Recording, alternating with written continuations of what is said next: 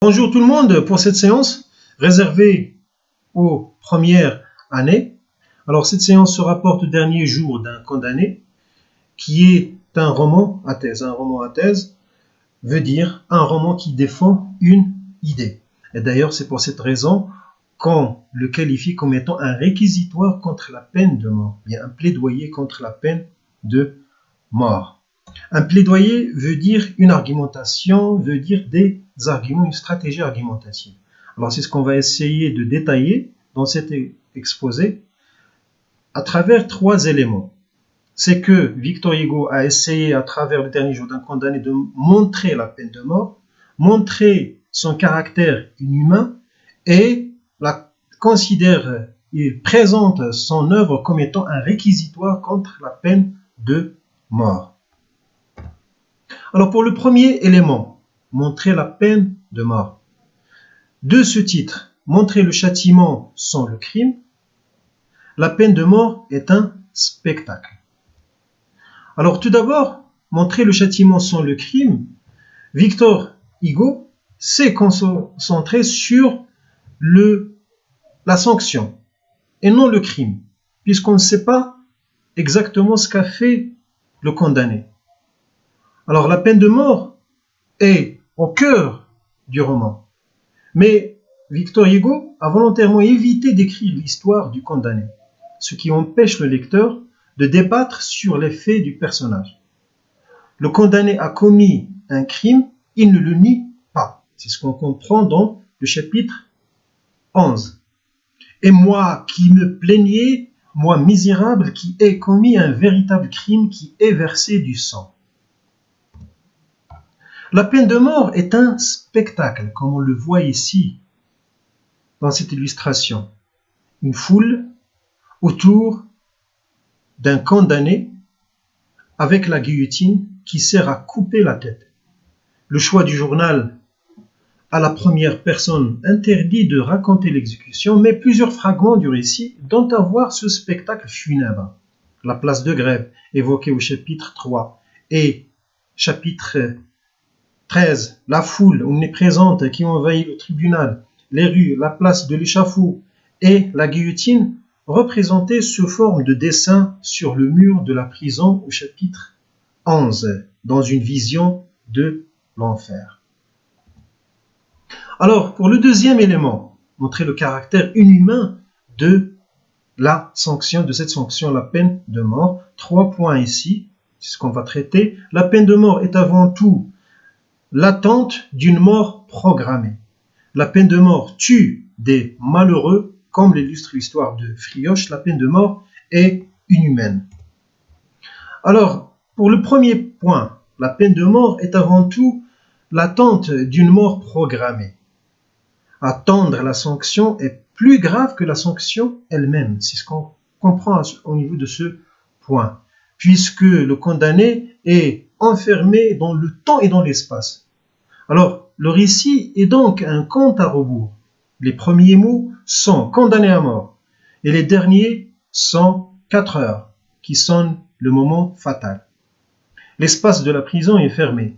La description du cachot est fort probante au chapitre 10. Le temps et l'espace accentuent donc le registre tragique en insistant sur le fait que le condamné n'a aucune issue. Il est pris dans les filets du cachot et du temps.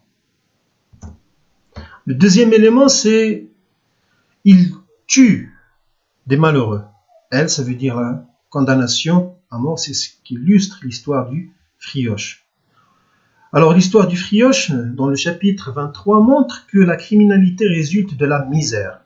En effet, cet homme est né dans la misère, orphelin à 6 ans, gosse de la rue, pauvre, sans instruction et sans aide, voleur pour manger. Il est arrêté et condamné à 15 ans de bagne, puis son passeport jaune, celui des anciens bagnards, lui interdit une véritable réinsertion. Il vole de nouveau et repris, condamné au bagne à perpétuité, s'évade et commet de délits de plus en plus graves jusqu'à l'assassinat, d'où sa condamnation à mort. Deuxième Mais un troisième élément, c'est que la peine de mort est inhumaine. C'est ce qu'on voit dans cette image avec la guillotine qui sert à couper la tête, comme je l'ai dit. Alors la peine de mort est inhumaine, c'est une négation de l'être humain.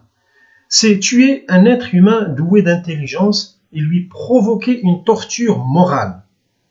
Une torture morale, ça veut dire, cela s'illustre au niveau de l'attente de l'application de la sanction.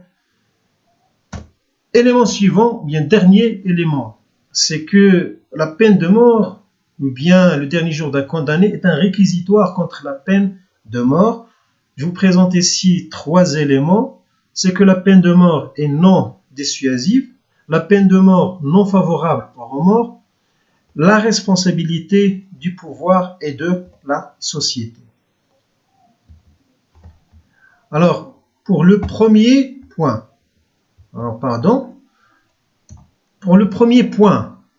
la peine de mort non dissuasive. Si la peine de mort est dissuasive, il n'y aurait plus de crimes dans les pays où il existe. Dans son journal, le narrateur nous explique que le cachot de Bicêtre est toujours rempli. Tous les noms inscrits sur le mur en témoignent. De plus, le narrateur se demande combien de personnes parmi la foule subiront le même sort que lui. Non dissuasive veut dire en d'autres termes que même si on applique la peine de mort, on n'arrête pas le crime. Deuxième élément, c'est que la peine de mort est non favorable au remords. Alors la peine de mort non favorable au remords, il serait selon les partisans une réparation de la faute commise. Or, la perspective de la mort n'incite pas le condamné à se repentir, à regretter son crime. Le condamné, quand il apprend qu'il va mourir, ne pense qu'à son crime, mais seulement à lui-même, et il n'a pitié que de lui. Dernier élément, c'est la responsabilité du pouvoir et de la société. Le criminel en général, bien, le crime, c'est le résultat d'un dysfonctionnement au niveau de la société, c'est un point de vue. Alors le pouvoir et surtout la justice sont mis en cause, comme l'illustre la critique voilée de la justice, au chapitre 2. De plus, l'invention de la guillotine qui doit humaniser le supplice est critiquée au chapitre 39. De même, la société, par son indifférence, est coupable car il approuve cette mise à mort. Alors, mes chers étudiants, je vous propose ici un exercice pour essayer d'exploiter l'ensemble des idées que j'ai exposées lors de cette vidéo. Alors, je vous demande de rédiger un plaidoyer en faveur de l'abolition de la peine de mort. Alors, les idées, vous les avez déjà. Il suffit de les sélectionner et de les organiser sous forme d'un texte structuré. Envoyez vos réponses à l'adresse email qui s'affiche sur l'image, ou bien sur groupe WhatsApp, ou bien laissez un commentaire. Merci pour votre attention et bonne continuation.